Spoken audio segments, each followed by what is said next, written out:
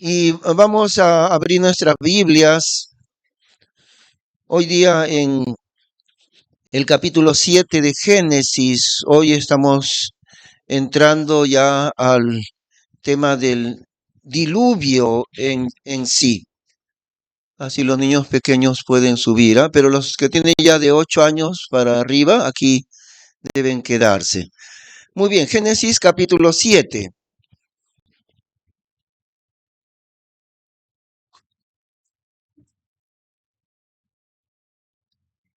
Vamos a leer allí el gran diluvio, el diluvio en la tierra entera, el diluvio universal.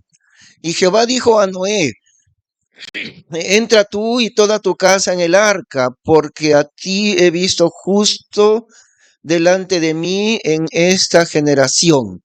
De todo animal limpio te tomarás de 7 en 7, macho y su hembra.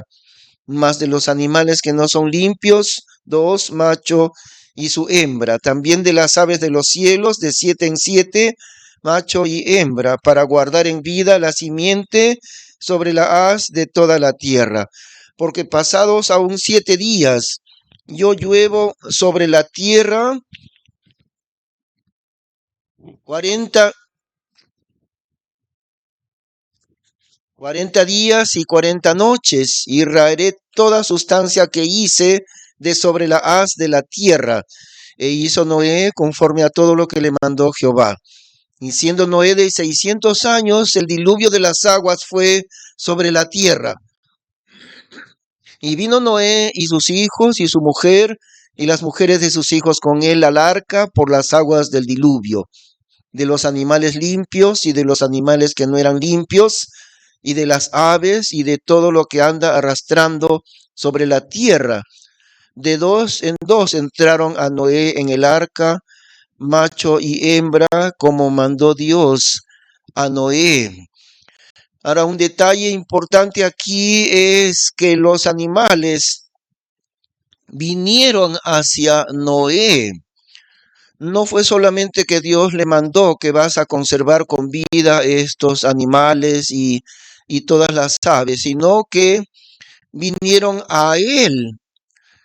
Versículo 9 dice: de 2 en 2 entraron a Noé en el arca, macho y hembra, como mandó Dios a Noé. Y eso se repite también en el versículo 15, ahí mismo, ¿no? Y vinieron a Noé al arca de 2 en 2, de toda carne en que había espíritu de vida. Y los que vinieron, macho y hembra, de toda carne vinieron. Los animales no tuvieron que ser perseguidos, enjaulados por la mano de Noé.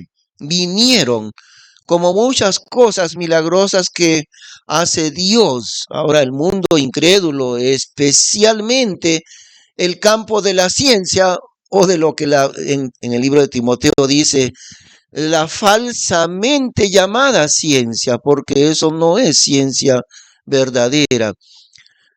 Si la ciencia comienza por negar a Dios, no puede llamarse ciencia. Por eso es que en la Biblia dice, en Timoteo, la falsamente llamada ciencia.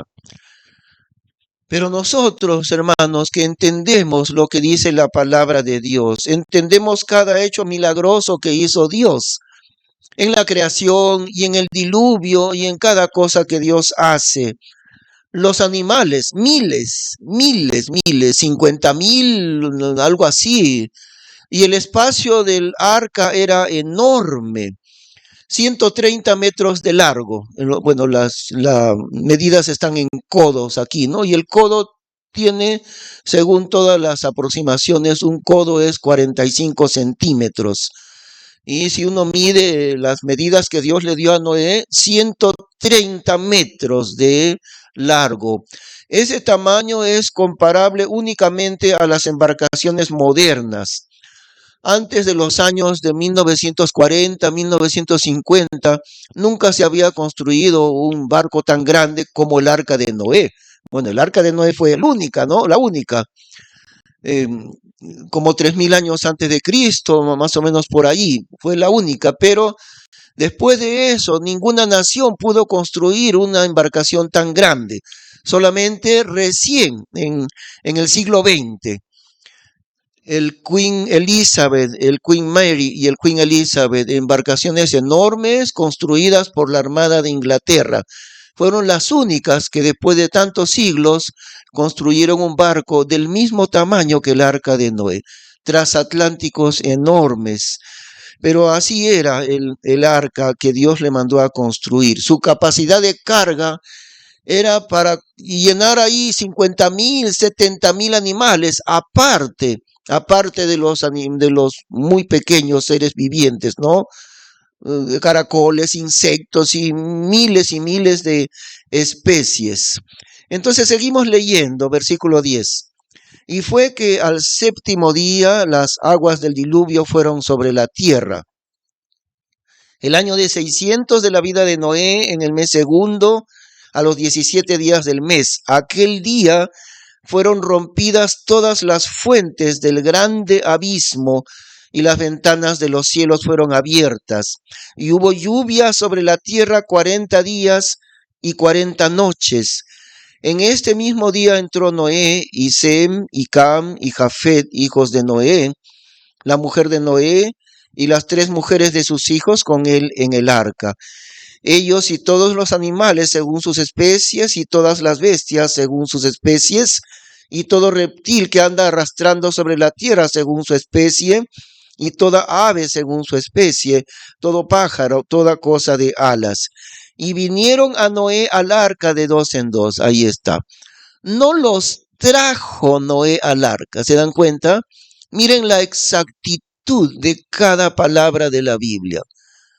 No dijo Noé los hizo entrar, ni tampoco Noé los trajo. ¿Qué es lo que dice? Todos estos animales, verso 15, vinieron a Noé al arca. Bueno, Dios los hizo venir.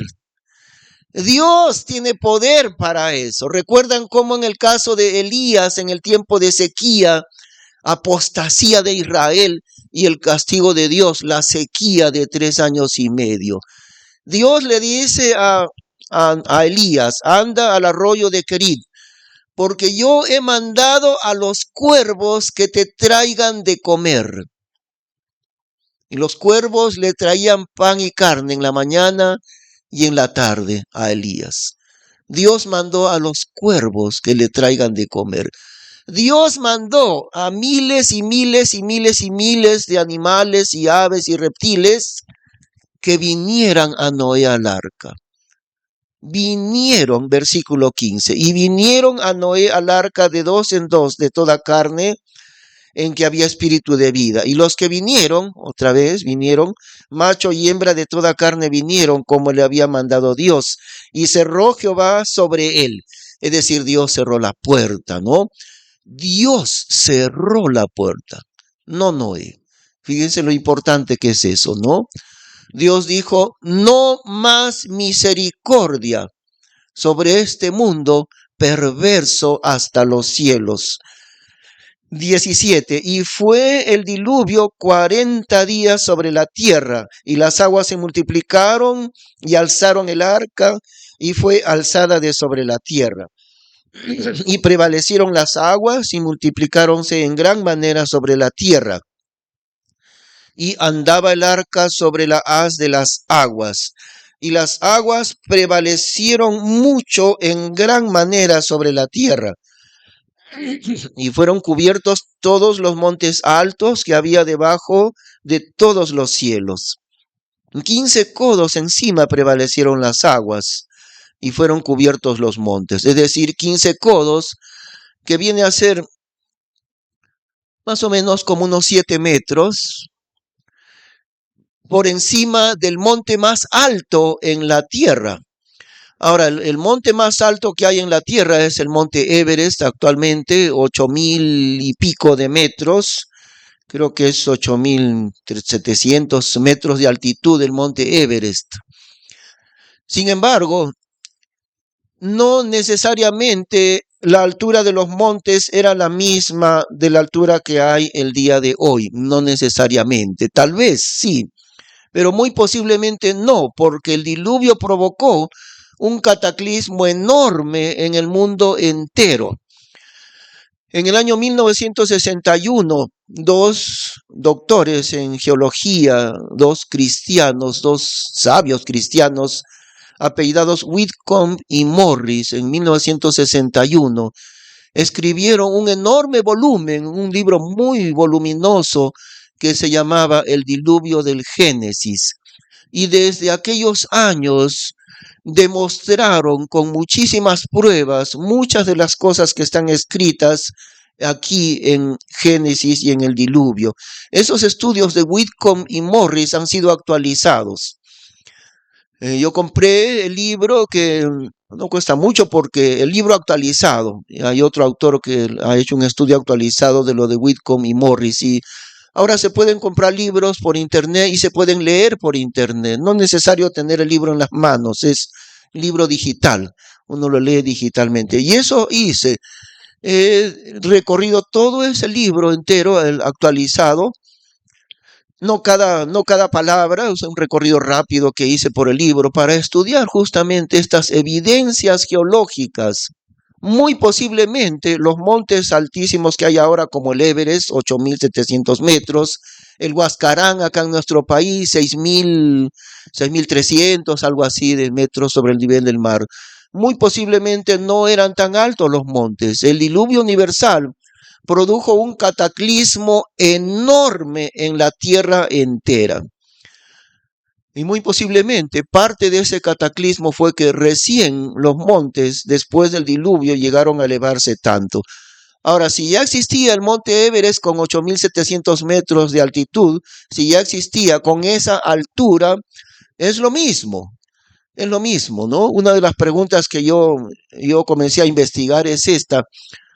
¿Cómo es que los animales y Noé dentro del arca pudieron sobrevivir a más de 8.000 metros de altitud? Y porque a los 8.000 metros de altitud ya no hay oxígeno. Nosotros llegamos a Ticleos y casi 5.000 metros y uno se marea, ¿no? Muy poco aire. Arriba, más arriba, 6.000, 7.000, ya no puede sobrevivir uno sin oxígeno. Necesita oxígeno. Y a los 8.000 metros peor. Pero cuando yo me hice esta pregunta, me di cuenta muy rápido de que la respuesta es muy sencilla. El agua cubrió la tierra llegando, si es que fue a 8.000 metros y pico, tal vez el monte Everest era más bajo y los montes eran más bajos, muy posiblemente. Pero si llegaban a más de 8.000 metros, entonces el oxígeno no faltaba para nada, porque al nivel del mar el oxígeno es muy abundante, ¿no es cierto? En Lima el oxígeno todo el mundo respira bien. En Ticlio 5.000 metros es donde no hay aire, pero es 5.000 metros encima del nivel del mar. Ahora, en el diluvio universal, el nivel del mar subió hasta 8.000 metros. Entonces, el oxígeno era abundante aún a 8.000 metros de altitud, porque el agua ya no estaba a 0 metros. El agua del mundo entero, el agua, cubierto el mundo entero por agua, ese nivel del mar subió a 8.000 metros, empujando el aire hasta esa altitud. Por lo tanto, el aire tenía la misma cantidad de oxígeno, ¿ven? Son respuestas que nos da Dios si estudiamos con cuidado lo que está en su palabra. Ahora, una de las cosas que no era posible fue en ese momento de donde saliese tanta lluvia para cubrir 8.000 metros de altitud del diluvio y la superficie de la tierra entera. No había agua suficiente en las nubes ni en el mar para cubrir semejante altura. Ahora, la respuesta está siempre en la Biblia. Siempre está la respuesta en la Biblia. Eso no lo entienden los señores de la ciencia. No creen a lo que Dios ha dicho. Nosotros creemos con toda exactitud lo que está escrito en su palabra. Y como les digo, leyendo estos libros, que me daba el trabajo de leerlos varias semanas para poder entenderlo, toda el agua de las nubes que hay en la tierra, por ejemplo, el día de hoy, si lloviesen todas las nubes que hay el día de hoy, en este mismo momento, Si todas las nubes cayesen con lluvia en el mundo entero, solamente alcanzaría el agua que cae 5 centímetros de altura, claro, en toda la superficie del mundo, ¿no? 5 centímetros de altitud, de altura, llegaría la lluvia de todas las nubes existentes.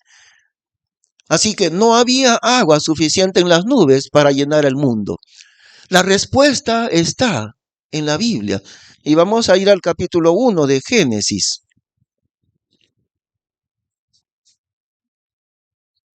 Capítulo 1. Y lo que necesitamos es entender la exactitud y la precisión de cada palabra de la Biblia. Así es donde entendemos lo que Dios ha dicho. La precisa exactitud de cada palabra. La primera vez que encontramos la palabra abismo, estamos en Génesis 1. En el principio creó Dios los cielos y la tierra estaba desadornada y vacía, y las tinieblas estaban sobre la haz del abismo, y el Espíritu de Dios se movía sobre la haz de las aguas. Y dijo Dios, sea la luz, y fue la luz. Y vio Dios que la luz era buena, y apartó Dios a la luz de las tinieblas.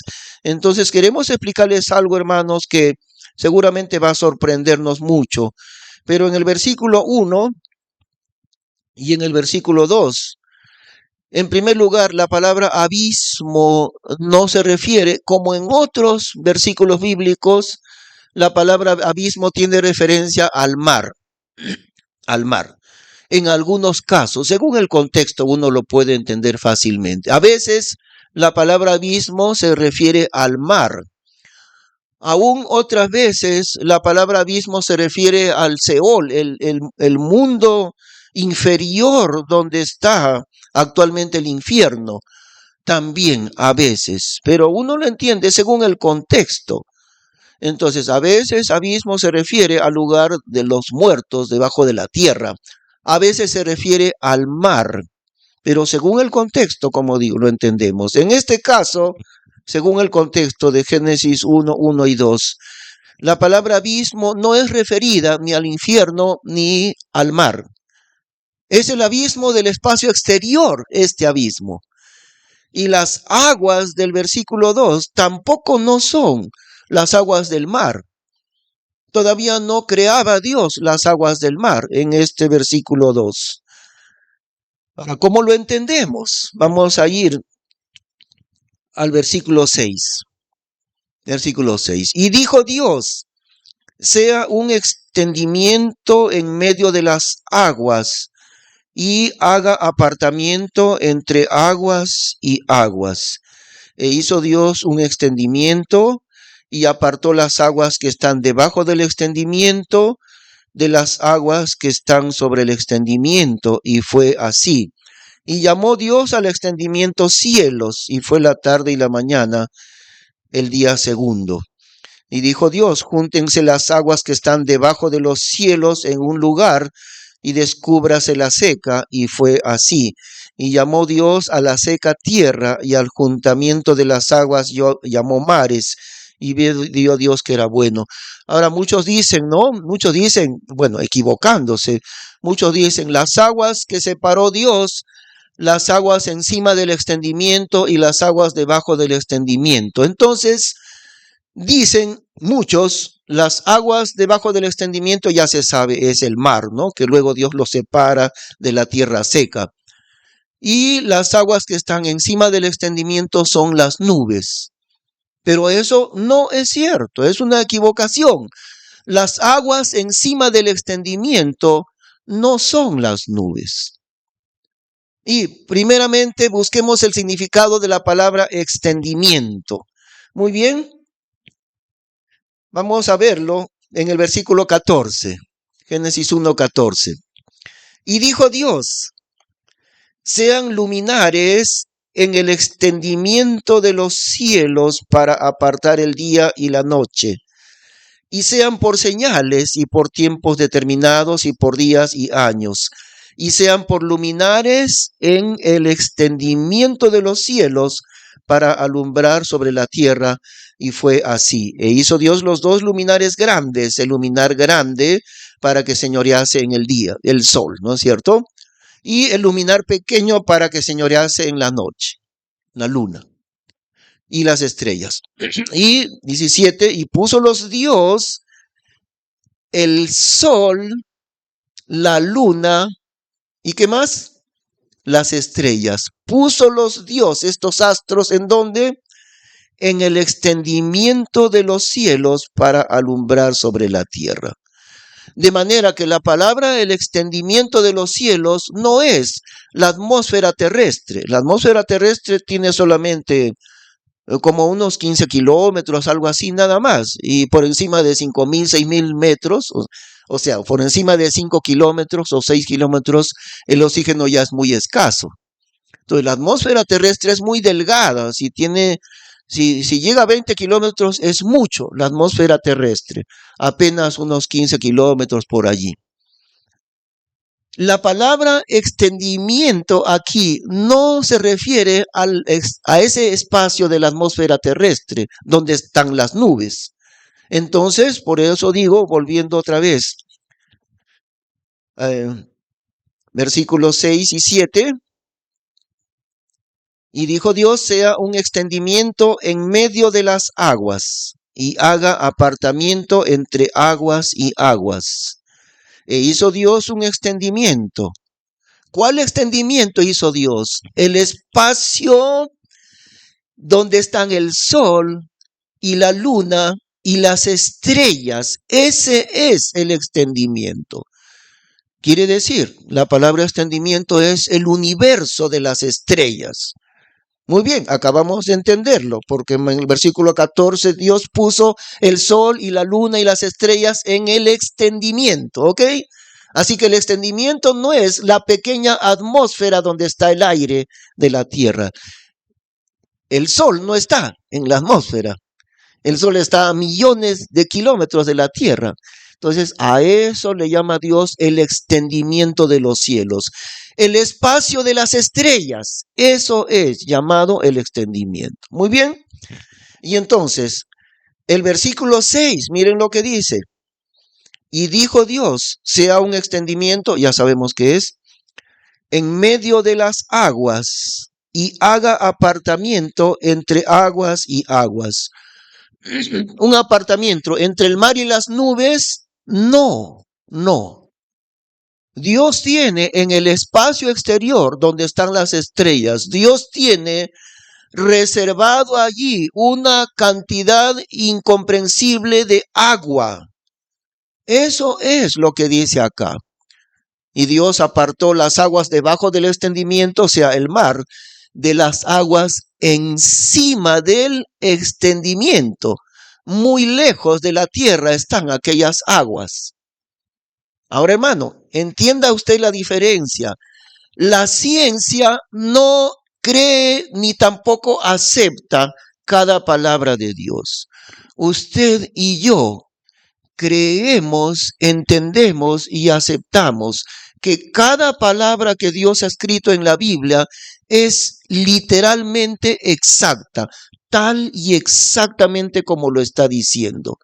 Aquí nos dice que había aguas encima del espacio de las estrellas, muy lejos de la tierra.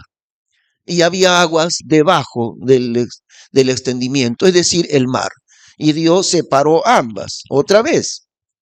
Versículo 6. Y dijo Dios, sea un extendimiento en medio de las aguas, y haga apartamiento entre aguas y aguas. Y hizo Dios un extendimiento y apartó las aguas que están debajo del extendimiento, eso es el mar, de las aguas que están sobre el extendimiento.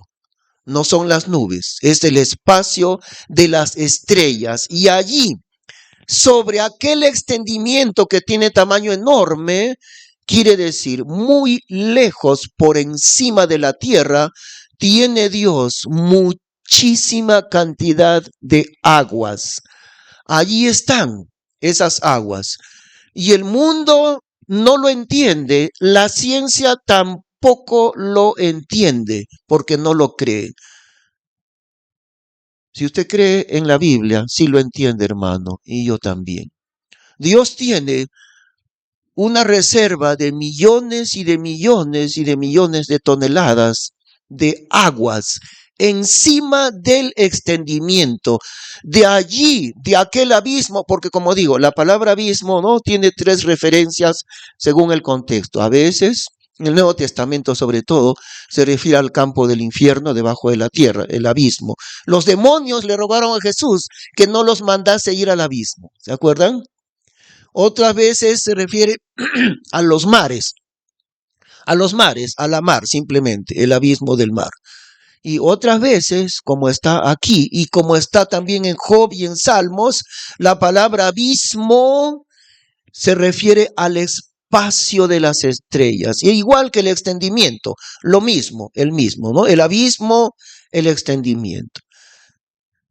Y entonces, eso es la explicación. Vamos entonces nuevamente ahora al capítulo 7, donde hemos estado para ver el diluvio.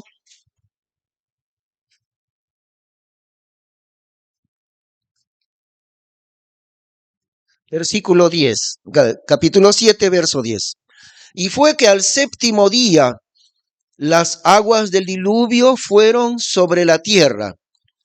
El año de 600 de la vida de Noé, en el mes segundo, a los 17 días del mes, aquel día fueron rompidas todas las fuentes del grande abismo.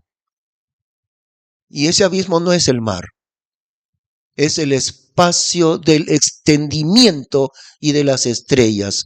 Fueron rompidas todas las fuentes del grande abismo y las ventanas de los cielos fueron abiertas. Estas ventanas de los cielos no eran las nubes. Como digo, en estos libros que yo he examinado todas estas semanas, ahí dice, ¿no? Si llovieran en cualquier momento de cualquier día, llovieran todas las nubes que hay en la atmósfera, llovieran todititas las nubes, solamente alcanzarían a cubrir 5 centímetros sobre la tierra, nada más. Eso no alcanza para el diluvio universal de ninguna manera. Tampoco alcanza para cubrir la tierra entera a miles de metros de altitud, el agua del mar. Y ahí está la explicación. Usted lo puede entender, hermano, como dice el Señor Jesús, ¿no? En aquel momento Jesús se regocijó en espíritu y dijo, te alabo, Padre, Señor del cielo y de la tierra, porque escondiste estas cosas de los sabios y entendidos y las revelaste a los niños. Sí, Padre, porque así te agradó. Si usted tiene la misma fe de un niño para creer exactamente todo lo que Dios ha escrito en su palabra, entonces usted entiende los misterios de Dios. Y el hombre de la ciencia no entenderá nada, porque el Señor Jesús dijo, te alabo, Padre, porque escondiste tus misterios de los sabios y entendidos.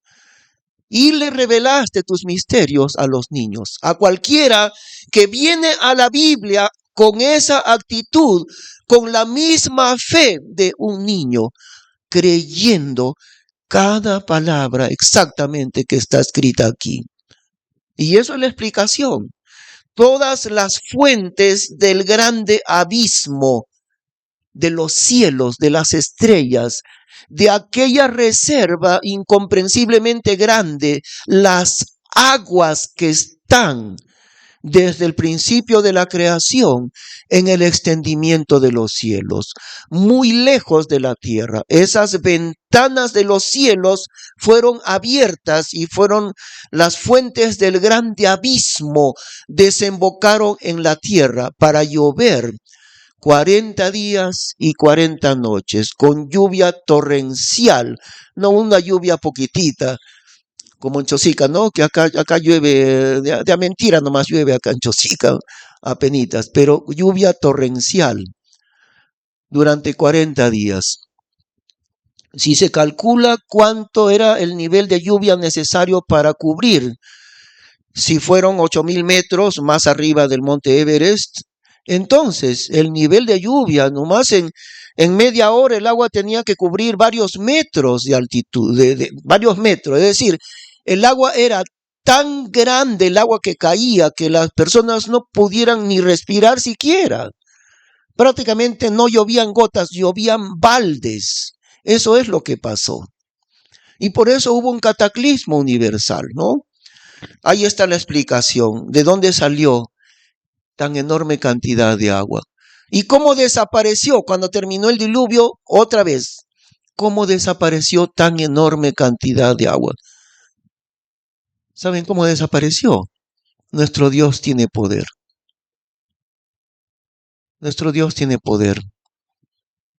Y Dios hizo regresar esas aguas, miles de metros de agua acumulada en la superficie entera de la tierra. La circunferencia de la tierra son 40.000 kilómetros. No, o sea, si uno toma la medida de la circunferencia del mundo, son 40.000 kilómetros. 40.000 kilómetros, una esfera de 40.000 kilómetros de circunferencia cubierta por el agua. Es una cantidad de agua incalculable. Pero Dios hizo pasar un viento y pasaron meses, no pasó un corto tiempo, pasaron 150 días.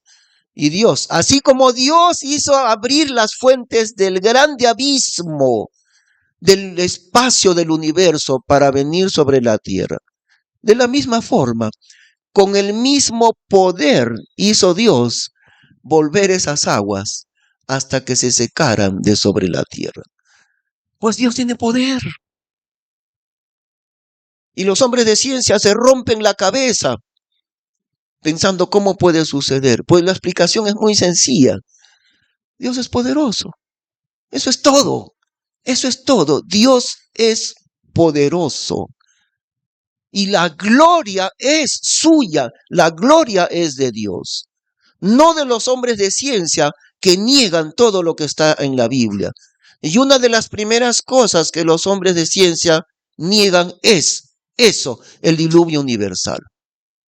Y con el diluvio hubo una solemne advertencia sobre el mundo, ¿no? Bueno, al terminar el diluvio, Dios prometió de que nunca más habría un diluvio en el mundo entero. Pero hay una cosa, si Dios deshizo el mundo por medio de agua, destruyó todo ser viviente, en el libro de Segunda de Pedro dice que la tierra y los cielos están reservadas para otro castigo peor todavía. Dios destruyó a todo ser viviente con agua. En el tiempo futuro, Dios destruirá la tierra y los cielos con fuego. Con fuego, ya no con agua, sino con fuego. Eso vendrá cuando termine los 1000 años del gobierno de Cristo, después del milenio. Dios ha de crear nuevos cielos y nueva tierra para purificar el pecado que invadió el mundo por el pecado nuestro, por el pecado del hombre.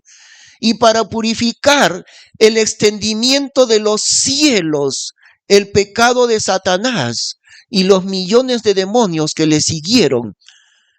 El pecado contaminó el extendimiento de los cielos y contaminó la tierra. Y por eso, cuando termine el milenio, el reino de Cristo en este mundo, Dios fundirá bajo fuego tanto los cielos como la tierra, para que nunca más el pecado contamine ni los cielos ni la tierra. Pero Dios destruyó todo aquel mundo en ese momento. Muy bien, seguimos en el capítulo 7, versículo 21. 7:21. Y murió toda carne que anda arrastrando sobre la tierra, en las aves y en las bestias y en los animales y en todo reptil que anda arrastrando sobre la tierra y en todo hombre.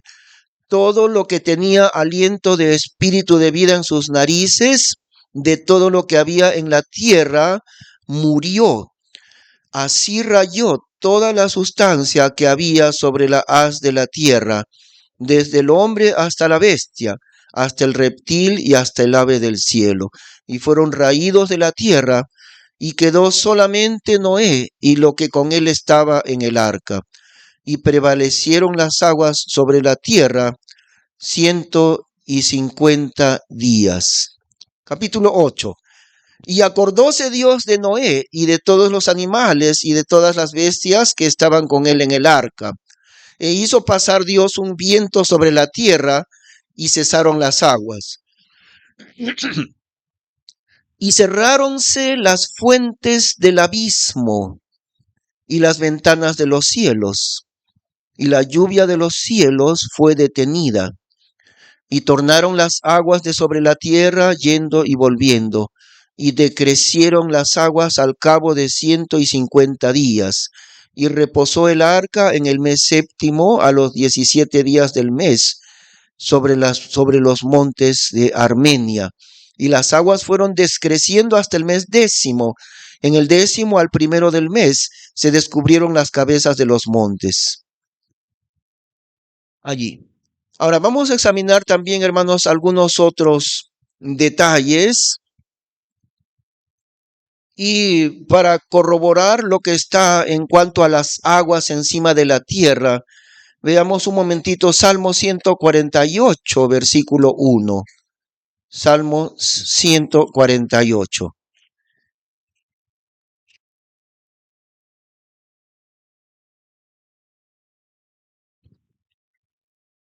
Del 1 hasta el versículo 6. Muy bien, Salmo 148. Aleluya. Alabad a Jehová desde los cielos, alabadle en las alturas. Alabadle todos sus ángeles, alabadle todos sus ejércitos. Alabadle el sol y la luna, alabadle todas las estrellas de luz. Alabadle los cielos de los cielos y las aguas que están sobre los cielos. Ahí está, nuevamente, ¿ven? Dios confirma lo que Él enseña, no en un solo versículo, pero allí está, versículo 4. Alabadle los cielos de los cielos y las aguas que están sobre los cielos. Y este no es la atmósfera, porque en el mismo versículo 4 dice, ¿qué cielos son? Los cielos de los cielos, ¿no? Los cielos son la atmósfera, los primeros cielos, el primer cielo. Pero acá dice los cielos de los cielos, es decir, el campo del universo, de las estrellas, el extendimiento que dice Génesis. Alabadle los cielos de los cielos y alabadle a Dios las aguas que están sobre aquellos cielos. Ahí está, confirmando Dios. Ahora quiero decirles que ese no es el único versículo. Hay otros más, pero por falta de tiempo no podemos ver todos los versículos. ¿Cuál fue el diseño que Dios le entregó a Noé en cuanto al arca? Un diseño divino, por supuesto, que el hombre no lo podía diseñar. La relación entre el largo y el ancho del arca es de 6:1. 6 veces el largo por una vez el ancho del arca. Una dimensión exacta, y Dios le dio incluso el material del cual lo haría. El arca era color negro, porque Dios le dijo, la vas a calafatear con brea por adentro y por afuera. ¿Ve? Así que el arca era color negro, con brea en ambos, externo e interno. La estabilidad de este diseño absolutamente superior a toda embarcación que la tecnología construye el día de hoy. Diseño de Dios, el tamaño de la longitud en relación al ancho del arca y también la altura que tenía. En el año 1994, un instituto de investigación de embarcaciones en en Corea del Sur, en la ciudad de Daejeon, en Corea del Sur, año 1994. The Korea Research Institute of Ships and Engineering. Es el nombre de este instituto de investigación de embarcaciones. Construyeron un modelo a escala del arca de Noé. 15:1. O sea, si 130 metros fue el tamaño del arca, ¿no? Entonces, dividido 130 entre 15, saldría como unos 10 metros o 8, 10 metros por allí. Entonces hicieron un modelo a escala de 15:1.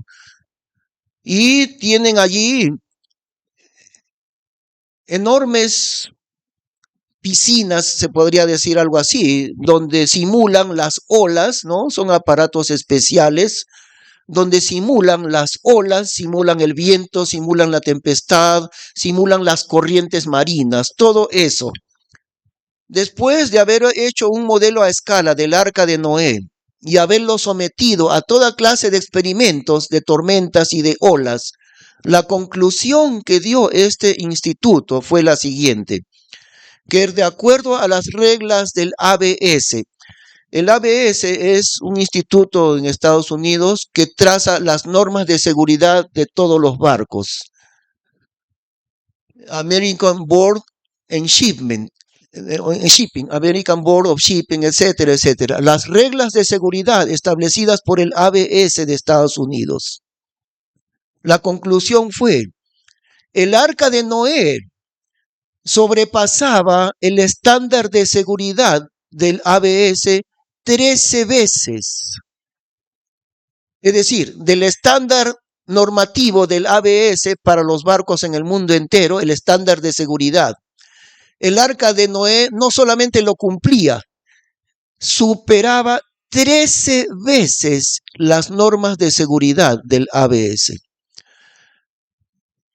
Ese modelo del arca de Noé no lo pueden volcar, por más grandes olas que pongan, no se vuelca. Lo que hace esa embarcación, el arca de Noé, ese modelo de 6:1 se pone en la dirección de las olas. No se pone paralelo a las olas para volcarse, siempre se pone en dirección de las olas, ¿no? Y las olas no lo pueden volcar. Ahora, para darle vuelta a este barco, cuya dimensión era de 6:1, tendrían que hacerlo parar vertical, 90 grados, y recién ahí se puede volcar. Resiste olas, según esta investigación, el arca de Noé resistía olas de 30 metros de altitud. El diseño de Dios fue increíblemente estable, el arca de Noé, diseñado por Dios para una máxima estabilidad, como digo, supera el estándar de seguridad 13 veces más del estándar que necesitaba en cuanto a su estabilidad. Y para una máxima carga, la capacidad de carga de todos los animales que entraban allí.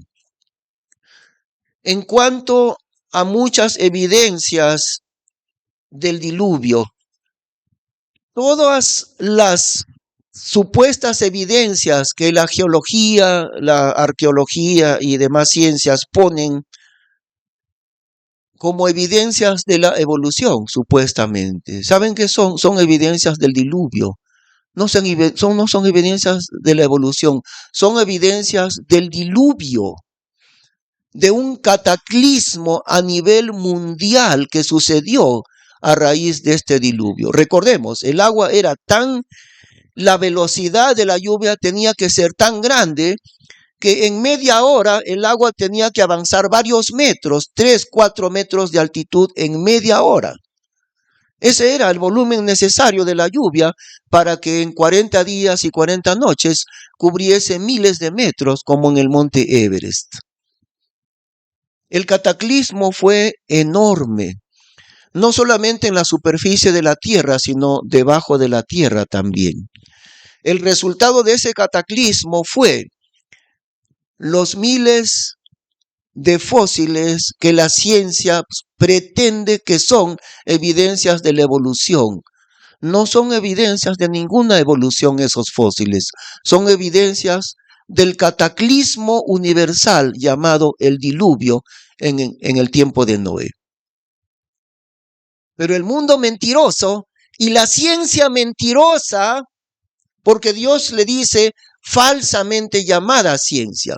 La ciencia mentirosa quiere hacernos creer que esos fósiles de esos dinosaurios son evidencias de una evolución.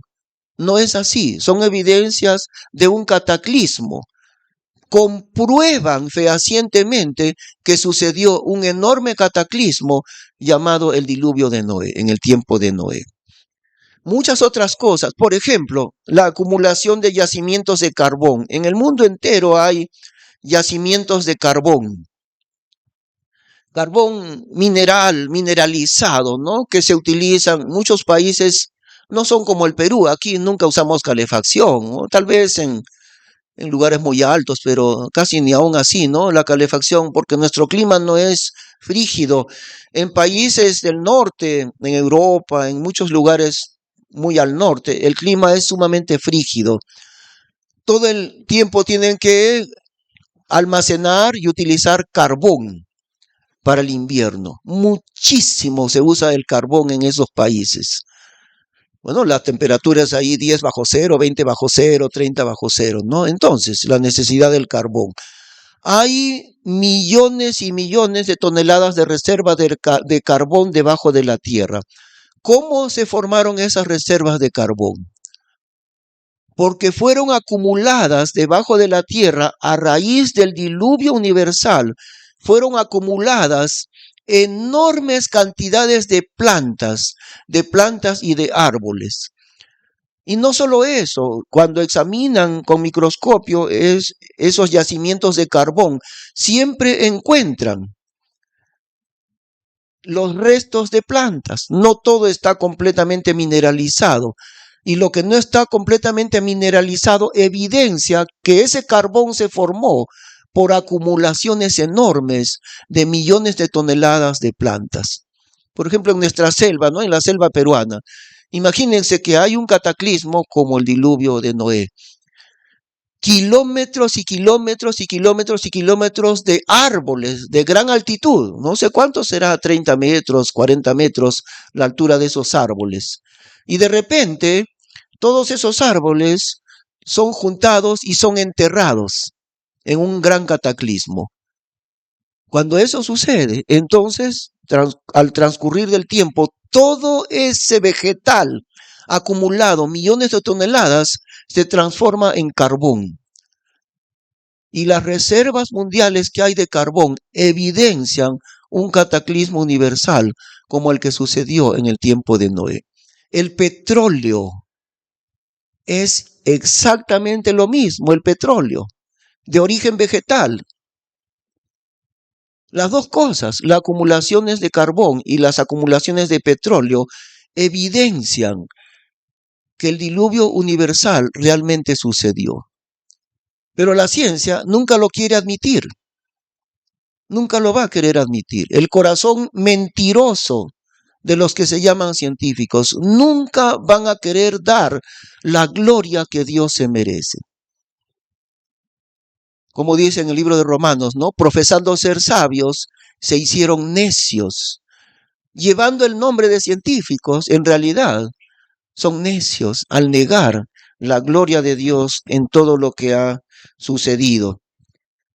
De manera que todo lo que está escrito en la Biblia, hermanos, nosotros lo entendemos con mucha claridad, porque creemos cada palabra que Dios ha escrito allí en la Biblia.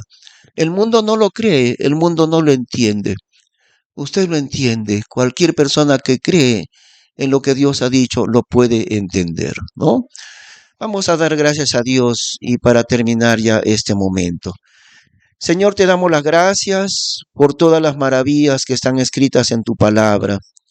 Te damos gracias porque nos haces entender lo que la ciencia nunca entiende, lo que el orgullo de la ciencia jamás podrá humillarse delante de Dios, negándote, queriendo desaparecer la gloria de Dios en medio de la creación. Y detrás de esas mentiras de la ciencia está Satanás mismo. Para no glorificar a Dios, para no darte, Señor, la gloria que tú mereces. Pero nosotros te reconocemos y nosotros creemos cada palabra de tu Biblia, Señor.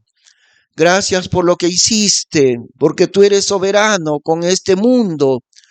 Todo aquel mundo fue destruido completamente en el diluvio. Y nuevamente será destruido el mundo, Señor. Muy pronto delante de nosotros vendrán los días de la tribulación, los 7 años de tribulación. Y el mundo entero será destruido nuevamente. Pero gracias por tu perdón y por tu salvación y por la vida eterna que nos has dado, Señor. En el nombre de Cristo Jesús te damos las gracias. Amén. Les vamos a invitar a ponerse de pie, hermanos, para terminar con el último himno.